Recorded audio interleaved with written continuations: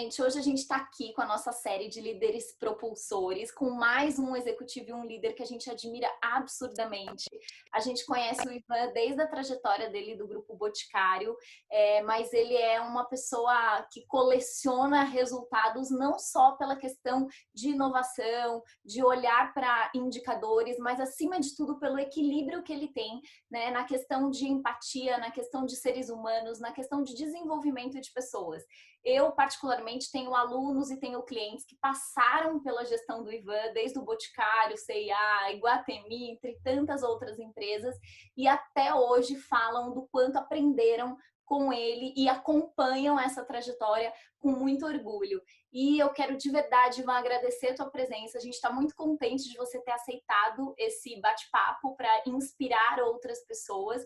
O Ivan hoje ele é CEO da Tokstok e ele vem fazendo mudanças importantes na questão da cultura, do posicionamento, da estratégia.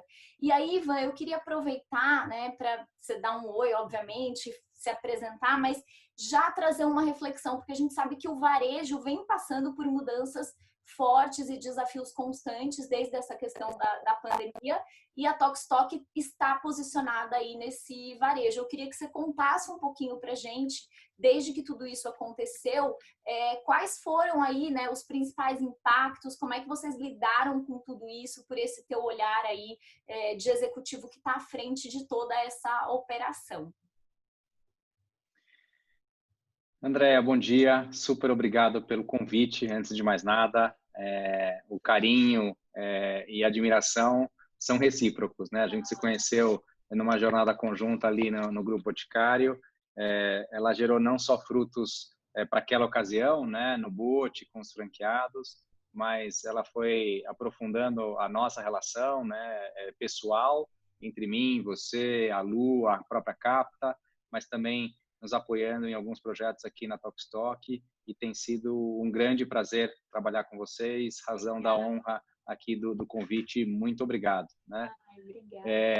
O que eu tenho para compartilhar são reflexões, né, Andréa? De fato, a gente, como todos, né, nós somos pegos de surpresa. Eu acho que na nossa carreira de acadêmicos, depois de executivos, a gente sempre foi treinado para trabalhar de aviões que estavam voando em alguma altitude. Então, às vezes a gente pegava desafios de levar uma empresa ou um departamento de 14 mil para 20 mil pés. Tem hora que a gente pegava em 25 mil pés e tinha que levar para 30.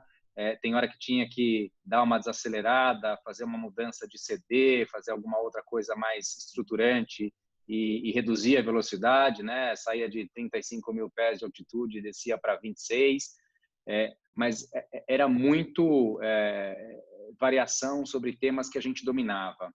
Pousar um Boeing em pleno voo, para a maior parte de todos nós, era uma experiência desconhecida.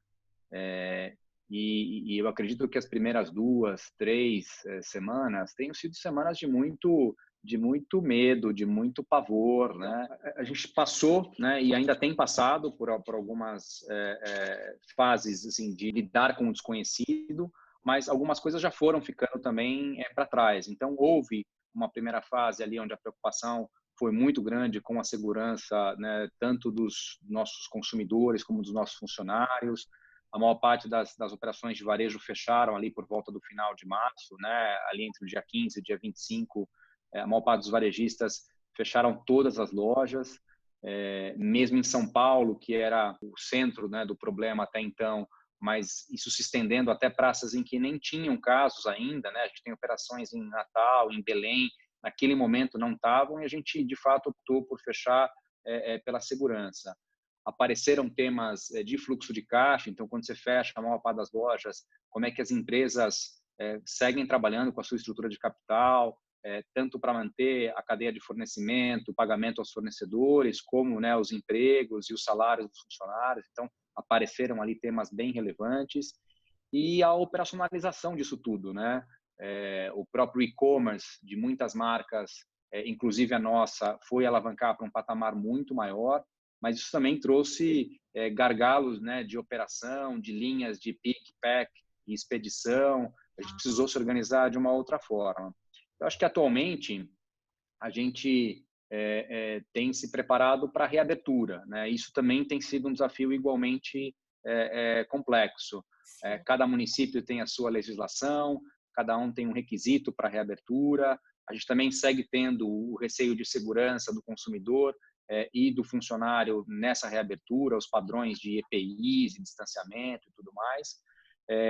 E também a parte operacional de tudo isso, né? A grande parte do time está ou em afastamento ou com redução de carga e jornada, e a operacionalização do retorno dessas pessoas também é uma coisa que traz uma carga grande, né, para o RH e para a área de operações e lojas das empresas.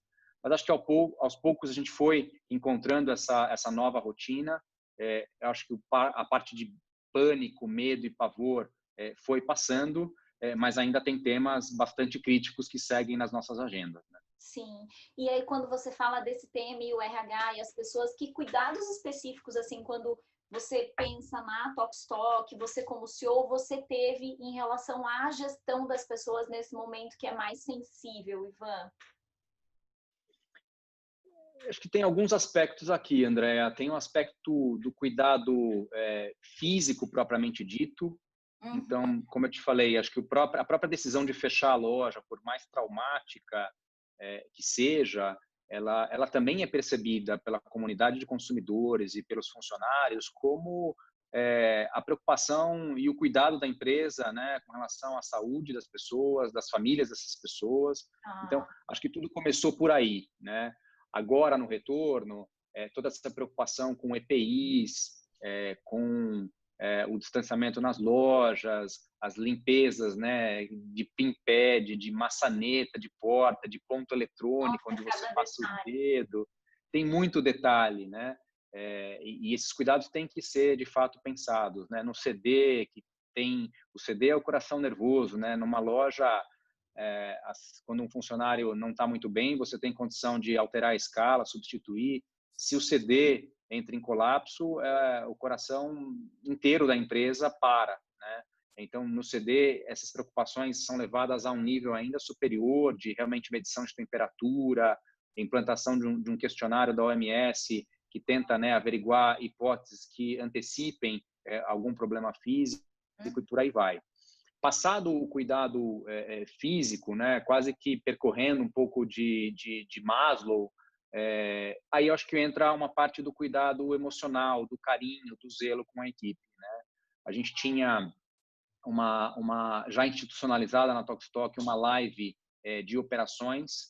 A gente fazia semanalmente, às quintas-feiras, um encontro com todos os gerentes de loja. Acho que isso já é uma característica do varejo, né? Pela capilaridade de Belém a Porto Alegre, precisar reunir de tempos em tempos o time que está mais disperso fisicamente. E, de repente, essa live começou a se transformar no ponto de encontro de cultura e manutenção da chama acesa. Então, aos poucos, a gente começou a chamar mais pessoas de outros departamentos. Então, o escritório central começou a entrar, o time da logística começou a entrar, o que foi muito bacana. E a gente começou a convidar algumas pessoas que vibram na mesma sintonia que a gente para trazer reflexões, né? Então, a gente falou com varejistas, a gente falou com terapeutas e psicólogos que estavam em Madrid, na Espanha, no epicentro da crise social, trazendo reflexões individuais, reflexões, né, de cuidado da nossa emoção, do nosso sentimento. A gente trouxe esportistas, a gente teve a oportunidade de falar com um campeão olímpico, Tandy, que também trouxe paralelos muito interessantes, né, sobre o sacrifício de confinamento que um campeão olímpico tem que fazer para poder atingir os seus objetivos, né? O campeão olímpico fica na concentração, fica com as mesmas pessoas, é privado da sua vida social, né, da sua vida familiar, e foi muito legal, né, começar a olhar para esse problema sob outras óticas, para dar esse conforto, esse ferramental, e para cada um também chegar às suas conclusões no seu tempo, né? Então, ao mesmo tempo que era um encontro de manutenção de chama, ele também propiciava a reflexão individual para cada um. Então, acho que aos pouquinhos a gente também foi encontrando o melhor caminho de cuidar de todo o nosso grupo de funcionários.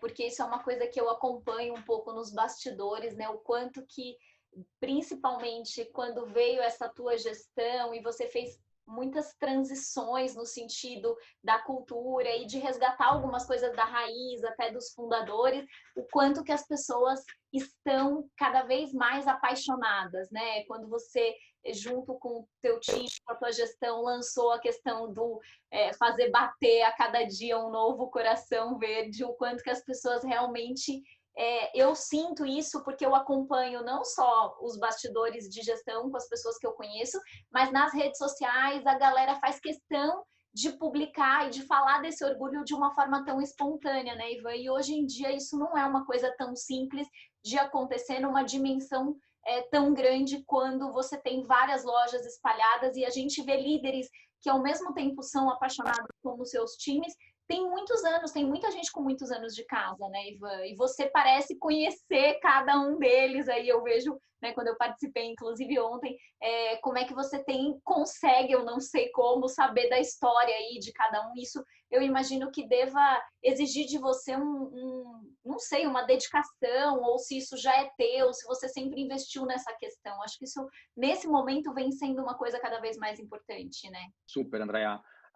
Todas as empresas passam por transições, né? Tem horas que a performance e o resultado numérico passam a ser muito relevantes, tem hora que é o processo, a manualização, a gente entender como um elo da cadeia impacta o outro, tem horas que é a própria cultura, o aspecto humano, e o que é muito comum nessas transições, e a gente percebe isso no nosso movimento social, a gente percebe às vezes nas transições políticas, né, que acontecem no nosso país, então tão perto da gente, né?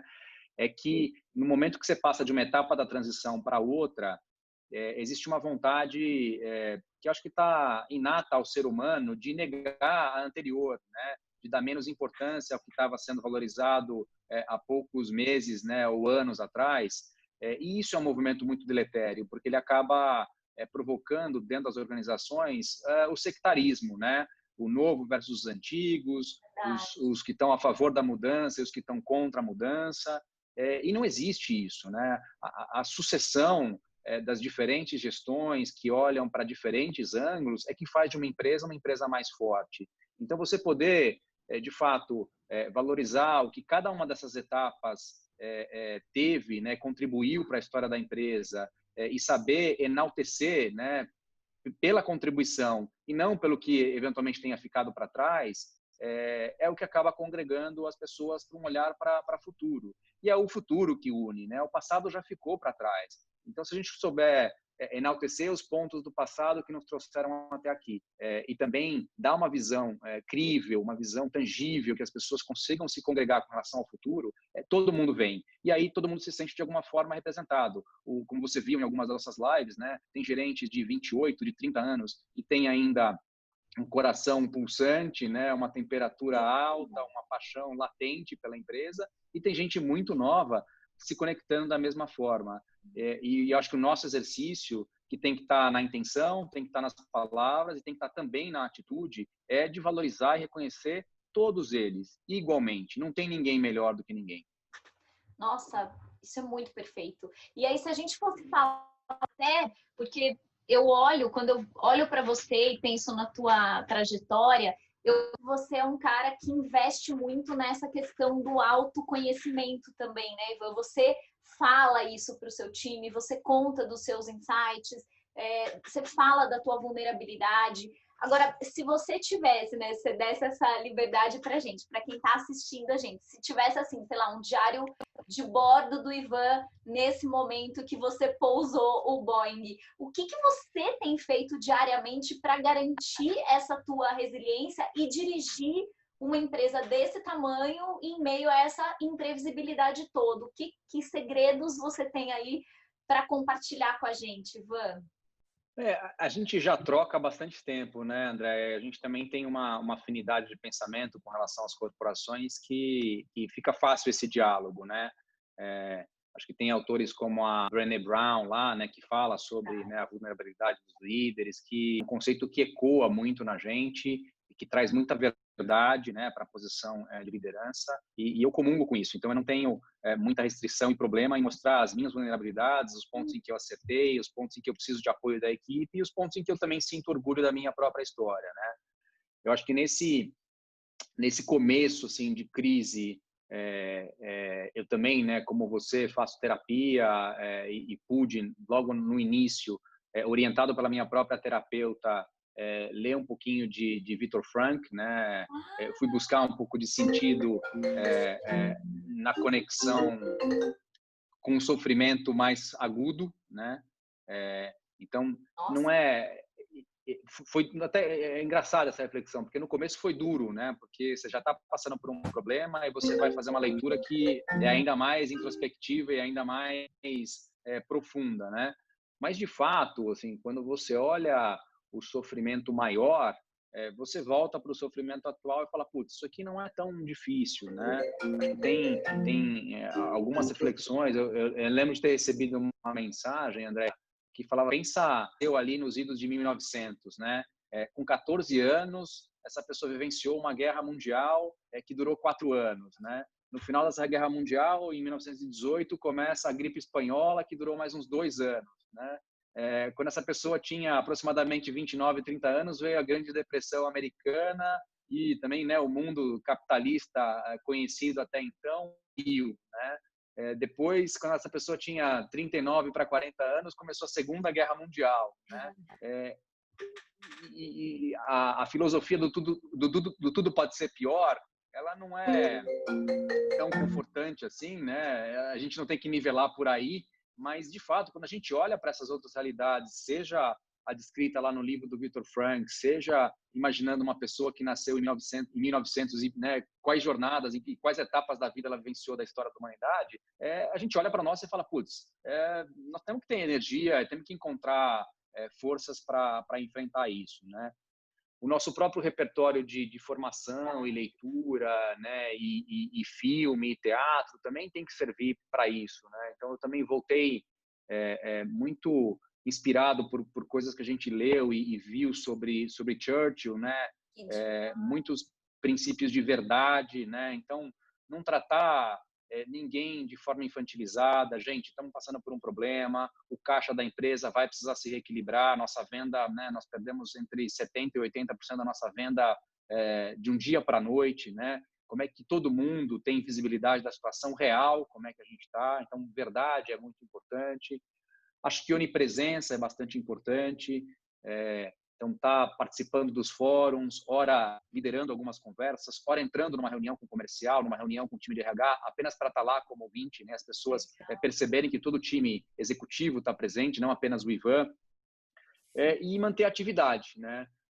Isso também, né, é muito abordado no livro do Viktor Frankl. Você está ali com a mente ativa, seja a atividade do dia, seja a construção do futuro, a gente tem que estar trabalhando com alguma coisa. Então, acho que isso também foi dando algumas pílulas de alívio, de lenitivo para a gente se desconectar aos poucos do sofrimento, da dificuldade e seguir andando, vai passar, né? Tem a frase filosófica meio ecumênica, né, de não há mal que sempre dure, nem bem que nunca se acabe, é Ai, por aí. Daqui a pouco isso vai passar, né? ai, que demais. Ai, Ivan, é muito gratificante conversar com alguém que é o que você falou, a gente tem já, né? Acho que a gente converge muito nessa questão do pensamento das coisas. E é exatamente isso, a gente poder ver que tem alguém ali na alta gestão, trabalhando todas essas questões de também respeitar o timing das pessoas, inspirar e fazer o exemplo no dia a dia. Da gente se forçar, né? Eu acho que é um esforço constante essa questão do que a gente precisa fazer para sair desse processo. E aí eu fiquei com uma curiosidade também que eu queria te perguntar. Nesse meio tempo, você teve alguma surpresa positiva, alguma coisa que, sei lá, não era esperado e aconteceu, seja pela empresa, por algum resultado pontual, ou alguma pessoa, ou por você mesmo de alguma coisa que você falou, nossa, isso aqui foi incrível? Tive, Andréia, a gente, o nosso serviço de pós-venda, né, é um dos mais complexos do varejo, diferente de um varejo que você, no momento em que a venda termina, aquela jornada também se encerra. A gente tem um tema de entrega de produto, de agendamento de entrega e montagem, que é muito complexo, né? E ele se segue depois da venda concretizada. Tá. E nós tivemos que gerir muitas carteiras, né? Quando houve o fechamento das lojas e a logística também se restringiu bastante em termos de acesso, de permissão de entrada nos condomínios, né? Pelos nossos montadores e tudo mais. Cada cliente se comportou de uma forma diferente. Alguns clientes disseram: puxa, eu sei que eu comprei esse produto que está agendado para agora, nos próximos 2, 3 meses eu não quero nem saber, não me entrega, porque eu não quero ninguém entrando no meu condomínio, na minha casa, eu quero preservar aqui o meu confinamento. Beleza. Tá. Teve gente que se comportou da forma oposta a essa. Olha, a data que estava marcada é essa, eu não quero saber se a sua loja está fechada ou não, se a sua logística está funcionando ou não, se Eu seu quero montador receber. está com condições de saúde ou não, eu quero receber, né? E o problema é de vocês, né? Como a gente teve um pico de contatos, hora para reagendar, postergar, hora para manter a entrega prevista, a gente botou todo o time de gerentes e supervisores de loja para interagir com os nossos consumidores, que era uma atividade feita há bastante tempo já centralmente, por uma central telefônica, né? E vários desses gerentes atuais que foram vendedores, depois subiram para supervisores e viraram gerentes, já não faziam essa atividade de pós-venda há muito tempo. Voltar a fazer isso e ter o contato direto com o consumidor para reagendar foi uma experiência muito bacana, né? Eles primeiro se conectaram com as suas próprias histórias, né? E perceberam ali a importância de estarem perto, né, dos consumidores. Mas muitos voltaram, Andréia, com insights muito poderosos, que parecem coisas simples, mas que vão nortear um pouco do nosso pensamento pós-pandemia, né? Então, eu lembro de 2 deles trazerem coisas que iam para a seguinte linha, assim: Ivan, eu acho que a gente tem que tirar dos nossos scripts de atendimento e venda palavras como fechar venda. Olha. Quando eu estou ligando agora para um consumidor para perceber a entrega daquele sofá, daquela cama, daquele armário, eu tenho refletido que o momento da venda é um momento onde está apenas começando uma história, né? E que a gente falar que ali a gente está fechando venda é uma palavra que a gente não deveria usar mais, né? De tempos em tempos Incrível. essas coisas aparecem, né, Andréia? Ah, não vamos usar mais criado mudo, porque é uma Aham. palavra que está ficando e para o atendimento, né, para o script, para as coisas que a gente trabalha no nosso dia a dia também de jornada, elas fazem todo sentido. E vamos parar de usar fechar a venda? Pode ser bobo, mas tem uma simbologia muito importante por trás, né? De que todo mundo tem que se importar pelos passos que se sucedem após a concretização de uma venda em Fechar loja. é verdade, dá a sensação, a gente está fechando a gente fez a nossa parte, mas não, você está preocupado com toda a continuidade, né, da relação e da história. Exato. E poder, né, articular isso com palavras, com simbolismos, é a grande razão do nosso trabalho, né? Gente, para pensar sobre a palavra fechar vendas, né? Um segundo insight para concluir foi o tema do quebra-gelo, né? Tá. A chegada de loja não pode estar dentro de um conceito em que a gente internamente chama de quebra-gelo, né? A primeira abordagem, o primeiro rapport ali com o consumidor tem que estar cercado de palavras como acolhimento, né? Como boas-vindas, e o quebrar gelo também é uma coisa que talvez caia em desuso, seja muito duro, seja muito hostil para aquilo que todo mundo também vai querer, né, vivenciar no momento pós-Covid, de retornar às lojas, de querer um acolhimento, um abraço, etc. Puxa, vamos parar de usar pós-venda, vamos tirar essa palavra dos nossos materiais. Então, foram insights, de novo, super simples, mas, ao mesmo tempo, muito poderosos na sua simbologia, Andréia. Nossa, obrigada. Achei super forte, gostei, muito legal. E aí, para a gente finalizar, minha última pergunta, eu não sei se você depois tem alguma outra coisa para comentar, mas eu queria fazer um exercício, assim, eu sei que agora é muito difícil, né? Qualquer sopro de previsibilidade, mas por tudo que você acredita e vem investindo nesse teu olhar, na tua visão aí desse futuro, O que você acha que a gente pode ter de saldo positivo nesse novo normal que aguarda a gente? Assim, você já vê alguma coisa se formando? Você tem alguma projeção? Você tem algum olhar quando você pensa nesse novo normal dentro desse universo da Tokstok? Andréia, tenho hipóteses. Acho que todo mundo que sair com uma lista de 5 passos para a vida pós-Covid corre um risco grande de talvez, né, estar correndo em algum erro de leitura, porque eu tenho até evitado usar a palavra novo normal, porque a gente não sabe ainda o que vai ser isso, né? Mas acho que falando sobre insights e sobre reflexões, eu acho que a nossa capacidade de ouvir e de se conectar com as pessoas é uma coisa que tem que estar muito presente nas lideranças organizacionais. Não é à toa que a gente vê uma resposta política, né, que usa palavras como "e daí?", isso não é comigo, e a sociedade como um todo reage de uma forma muito veemente, né? Eu acho que já reflete um pouco desse inconsciente coletivo de que não existe "e daí?", né? Quando a gente trabalha com 1.000, 2.000, 3.000, 4.000 pessoas, cada um vai reagir no seu tempo e de uma forma potencialmente diferente do outro, né? E saber lidar com essas diversidades, com essas idiosincrasias, né? Com o tempo de cada um, é tudo sobre aquilo que somos pagos para fazer, especialmente no varejo. Então, não existe daí. E você precisa estar atento, não significa anarquismo, não significa letargia, mas significa, de fato, mostrar para todo mundo que todo mundo se importa, né? E todo mundo é importante ao mesmo tempo. E aí tem as questões mais de negócio mesmo. Acho que a jornada on e off devem mudar muito. Acho que a gente já via vivenciando um pouco isso. A transformação digital, de fato, ganhou nuances de aceleração muito grandes, né, com tudo que a gente viveu. Então, também, ao mesmo tempo, aquilo que a gente falava de jornada de loja, para ir até uma loja, teremos que sim ter uma jornada muito diferente da jornada de e-commerce. Tudo aquilo que a gente falava de script, né, de abordagem, de cuidado, de carinho, de condução desse consumidor ao longo da jornada vai ter que ser repensado.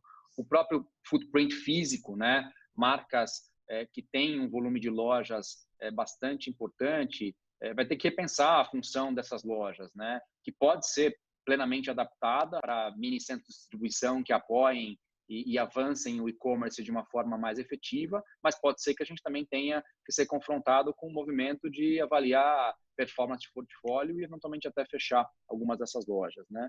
Mas acho que fundamentalmente essa humanização, né, que a gente vem há tanto tempo provocando, eu acho que vai também ganhar um contorno muito distinto. O líder com a postura do "e daí?", o líder não frágil, né, não sabendo mostrar também os seus pontos de vulnerabilidade, eu acho que perde muitos pontos. A cadeia de comando-controle, eu acho que ela está realmente com os dias contados daqui para frente, né? Ai, adorei, Ivan. Obrigada por todas as contribuições e insights. A gente vai deixar aqui, inclusive, todas as frases, insights, todos os spots. Não sei se você quer falar mais alguma coisa, se tem algum outro último conselho que você daria, alguma coisa que você, né, para quem aí te segue, não sei se você tem tempo, né, de publicar alguns insights aí pelo LinkedIn ou não, mas o que você poderia falar aí para fechar nosso bate-papo?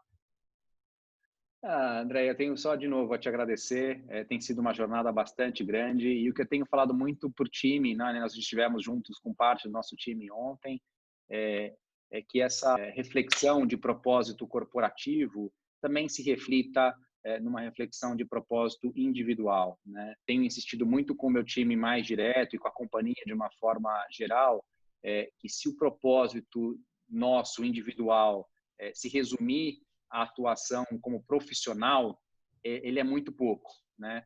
E a gente acaba às vezes debitando num colega de trabalho, num funcionário, num chefe, ou às vezes na própria empresa, a razão da nossa infelicidade, né? O propósito individual também é importante e ele tem que abraçar o todo nosso como indivíduos. Então, que a gente aproveite também esse momento de confinamento e de presença mais intensa com os nossos familiares, com os nossos, né, maridos, esposas, mães e pais e filhos, para que a gente também reflita sobre o propósito individual e aquilo que faz a gente acordar todo dia de manhã para cuidar da família e também do trabalho. Perfeito. Ai, muito bom. Obrigada. Terminamos então aqui nossa reflexão com esse insight, essa provocação do propósito individual. Achei muito sensacional. Obrigada por ter participado. A gente continua aí nessa jornada aprendendo e agradecendo sempre você. Obrigada mesmo, Ivan. Eu que agradeço, Andréia. É um prazer poder contribuir e ajudar. Obrigado mesmo. Um beijo muito grande.